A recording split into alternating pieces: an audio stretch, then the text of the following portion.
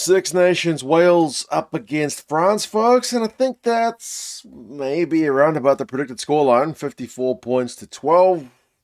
Wales didn't give away anywhere near as many penalties as they did in the last game. No cards. These are some things which are kind of the bright side when you get 54 points put on you. France might be a little bit disappointed that they didn't score in the final 20. Fabien Galtier didn't look particularly pleased in the coach's box come the full-time whistle, but boy, are those guys dangerous if you kick them the ball. Wales seemed to go in with the tactic of we'll have a couple of carries centrally up the guts and then hoof it long and see what they can do. Well, they've got some pretty wicked wingers and a hell of an offload game, which makes them really hard to deal with on kick return. We'll go through some of the key events and the stats. You guys can let us know your thoughts on how this one went. Crawled out of bed 4 something in the morning to watch this one, knowing that I was likely going to watch a pretty lopsided game. But it's hard to complain too much when you see some of the silky skills on display. Wales, I mentioned the kick return. It's a box kick early.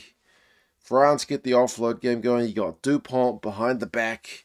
You got Atisogbe. You got Olivon as the forwards and the backs. Gaetan, new man in the midfield. Remember, they replaced both their midfielders for this match that France from last week. 7 points to 0. And we are 1 minute into the game. That is ominous for a Welsh side who are, not expected to do a heck of a lot. You felt like maybe get a good start. No, sadly not for Wales. They get the second not too long later. Takes 10 minutes. But Jalibert with the cross kick, and he gets man of the match. This one does Jalibert after the maul had gone close. And it all started, to be fair, way back when Dan Edwards had put, again, another deep kick through, which had just gone a bit too big. It had gone dead. So that's the only misconversion from Ramos. But we're 12 points to 0. We're going at more than a point a minute for the French. Wales' tactic, as I said, of going up the guts and kicking a long way, it just doesn't work when you can't cover that width. Like BLBRA just slips a tackle out wide. They shift it right through the hands. The new man, Bro, he gets a try. Jeez, he was immense. What a guy to have a debut. Scores a try, busts a bunch of tackles, makes a heap of tackles. Good looking kid in terms of his rugby ability. 19 points to 0. It is about as lopsided as the first 20 minutes goes.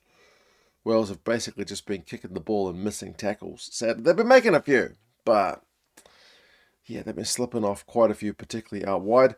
They did start to get into the game. Cracknell got himself held up not that long later after the third French try, and then they had a 5-metre tap, which got the crowd into the game. Reece Carey, 18 minutes, 5-metre tap, it was like second phase. Big man just powers over. Good stuff from Wales. The crowd loves that one. And that was essentially France not exiting properly after their third try. So Wales punished them. Good, Wales. That's what we like to see. And the crowd, got something to cheer about. It was all France up until that point. So yeah, felt good. Felt good to see the Welsh lads on the board. And they got more than one try this week as well. I don't know. I'm trying to look at a bright side here. I don't know how you're feeling if you're a Welsh fan, but I feel like maybe a little bit better than last week. The Welsh tackles, to be fair as well, from those kick chases, I feel like started to improve a bit. They were starting to be able to force the French wingers into touch. They were able to force French knock-ons. Some of those offloads were not sticking from France, so a little bit of both. Tackling improved. French weren't quite looking as slick until it looked like Adesogbe had gone over for his first on about 30 minutes when they did get their offloads to stick. Bielbiaré, Dupont, Adesogbe combining, but they ruled that Adesogbe had been offside at the kick chase, so denied that one. But Wales just gifted them one in return. Adam Baird, like a veteran. Turnover ball as well. Chance to, I don't know, put the French on the back foot. He uses his big foot. He's got big, I don't know what size shoes he wears, but he's got big feet. But he's not a footballer because tries to put a kick through, does the big lock. Maybe the distance between his body and his hands and his feet's too far.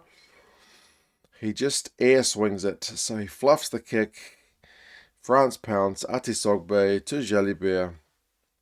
26 points to 7. That is the bonus point for France. That one's an absolute gift.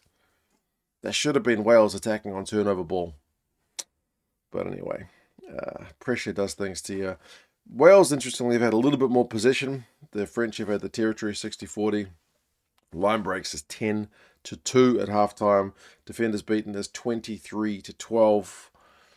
It's a lot of missed tackles from the Welsh lads. Turnovers conceded, those 11-6. So the French have been guilty of dropping a little bit of ball. Second half, France decided to give the Maul a crack from a penalty. They get the backs in there, sick of scoring all these sexy tries out the back. Go for a sexy Maul try instead.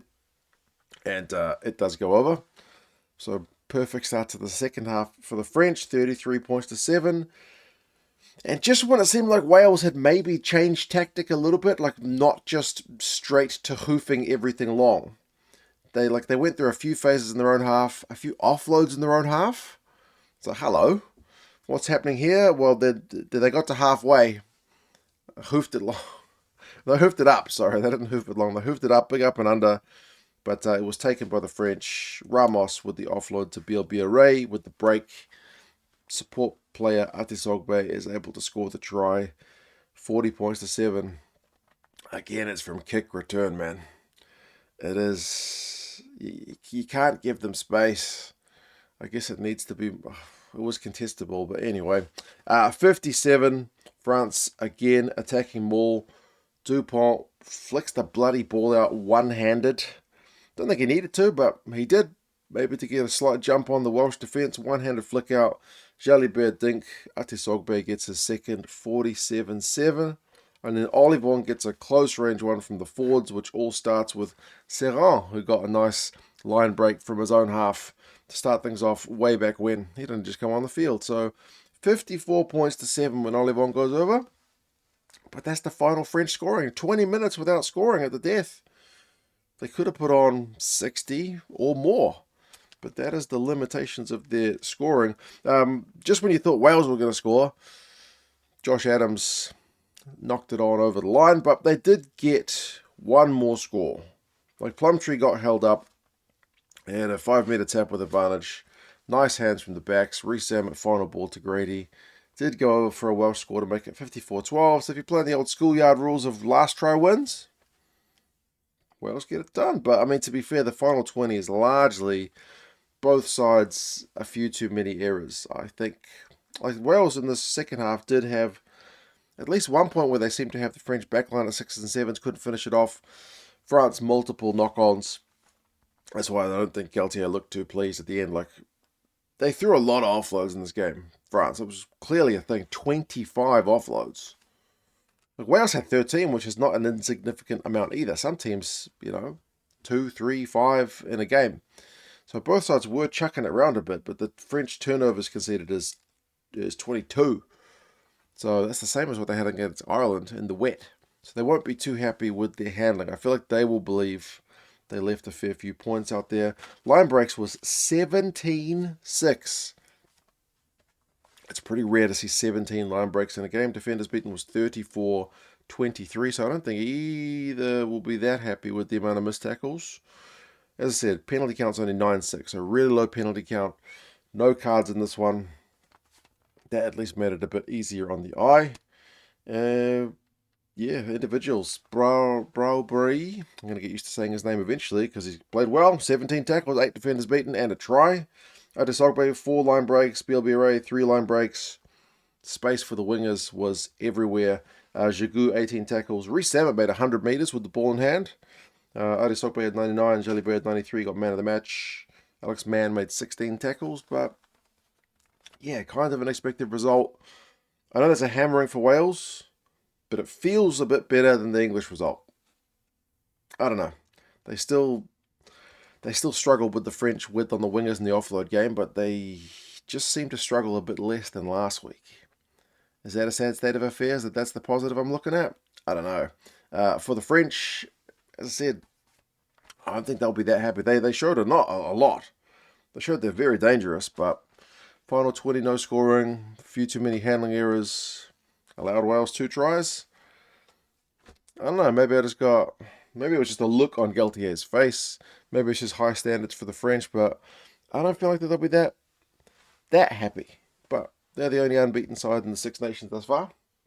So that's a happy thing for them. Still chasing down a potential Grand Slam. Still a long way to go. We got France playing Italy at home next week.